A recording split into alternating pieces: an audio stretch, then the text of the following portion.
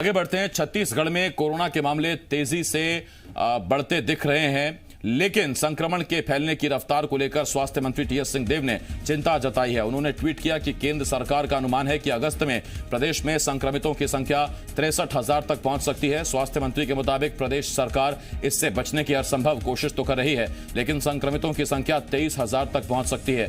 TS Singhdeo ने सभी से सतर्क रहने का आग्रह किया है। उनका कहना है कि यह बहुत महत्वपूर्ण समय है, लिहाजा सावधानी बरतनी पड़ेगी। आपको बता दें कि प्रदेश में अब तक संक्रमितों की संख्या 14,030 तक पहुंच चुकी है, जबकि 117 लोगों की मौत भी हो चुकी है।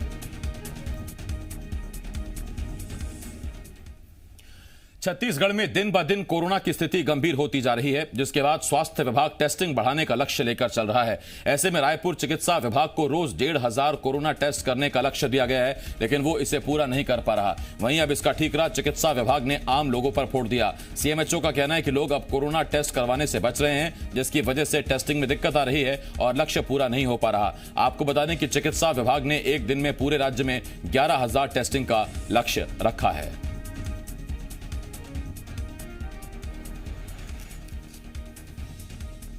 अभी इन दिनों का टारगेट हमारा तो 1500 का है और ये टारगेट समय अनुसार बदलते रहता है। एक समय था जब 1000 का टारगेट था और हम 1200-1300 टेस्ट आराम से कर ले रहे थे।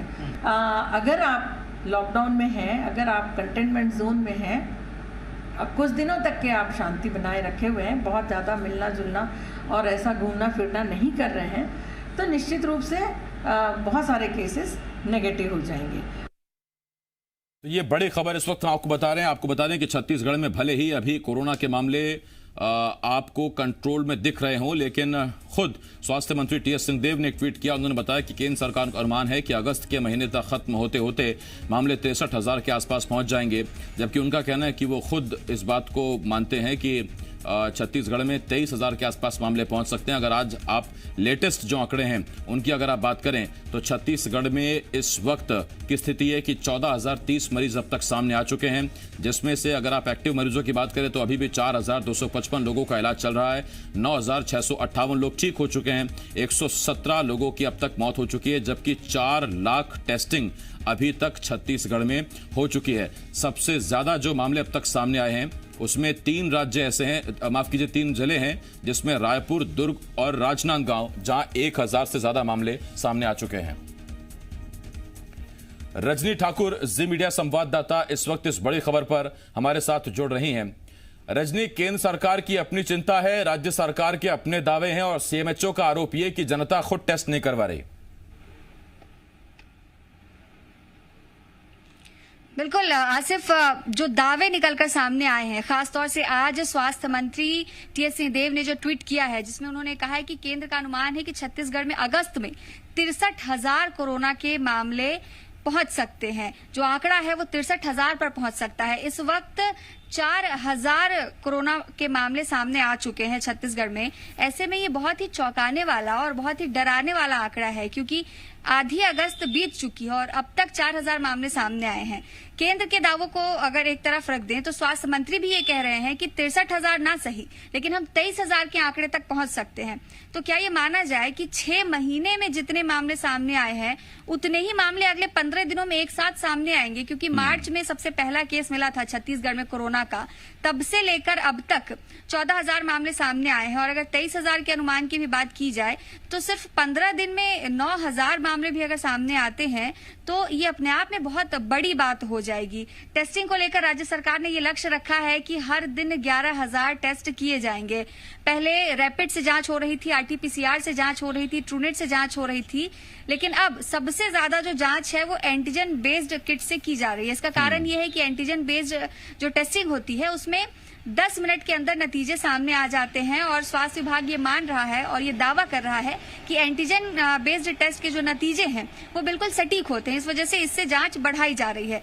वहीं रायपुर, जो कि सबसे ज्यादा प्रभावित है कोरोना से, हर दिन 300 से 400 की संख्या में नए मामले सामने आ रहे हैं पूरे प्रदेश भर से, जिनमें 150 से ज्यादा मामले सिर्फ रायपुर के होते हैं। और रायपुर की सीएमएचओ ये कह रही है कि इस वक्त हम टेस्टिंग सिर्फ इसलिए नहीं कर पा रहे हैं क्योंकि लोग समर्थन नहीं दे रहे हैं, लोग सपोर्ट नहीं कर रहे हैं, लोग टेस्टिंग करवाना नहीं चाहते हैं। तो स्वास्थ्य विभाग को ये भी सोचना होगा कि एक वक्त था जब लोग ये चाह रहे थे कि बहुत जो है टेस्टिंग की जाए, या अगर किसी को सर्दी खांसी भी होती थी तो वो इस कोशिश में होते थे कि उनकी टेस्टिंग की जा सके। अब अगर स्वास्थ्य विभाग ये दावा कर रहा है कि वो टेस्टिंग तो करना चाहते हैं लेकिन लोग टेस्टिंग नहीं करवा रहे हैं, तो इसके पीछे कारण क्या है? इन कारणों की भी जांच स्वास्थ्य विभाग को करनी होगी, क्योंकि कुछ लोगों की तरफ से जो जानकारियां आई थी कि स्वास्थ्य विभाग या निगम की गाड़ी पहुंचती है और उनकी टेस्टिंग कर दी जाती है, उनको कोई लक्षण नहीं भी होते तब भी टेस्टिंग कर दी जाती है, उसके बाद उनके पूरे परिवार को क्वारंटीन कर दिया जाता है, उनको क्वारंटीन सेंटर भेज दिया जाता है। और क्वारंटीन सेंटर जब वो पहुंचते हैं तो ना तो वहां डॉक्टर रहते हैं, ना नर्स रहते हैं, ना ही इलाज की कोई सुविधा होती है। बस एक वक्त का खाना दे दिया जाता है और ये कहा जाता है कि जैसे ही आप ठीक हो जाएंगे आपको वापस घर भेज दिया जाएगा। तो ये जो स्थितियां हैं, लोगों के मन में जो डर बैठ गया है, उस डर को भी स्वास्थ्य विभाग को दूर करना होगा। और इन आंकड़ों पर अगर हम गौर करें तो इन आंकड़ों को लेकर स्वास्थ्य विभाग को बहुत ज्यादा तैयारियां करनी होगी। और आंकड़े अपने आप में चिंता बढ़ाते हैं। रजनी, बहुत शुक्रिया इस तमाम जानकारी के लिए।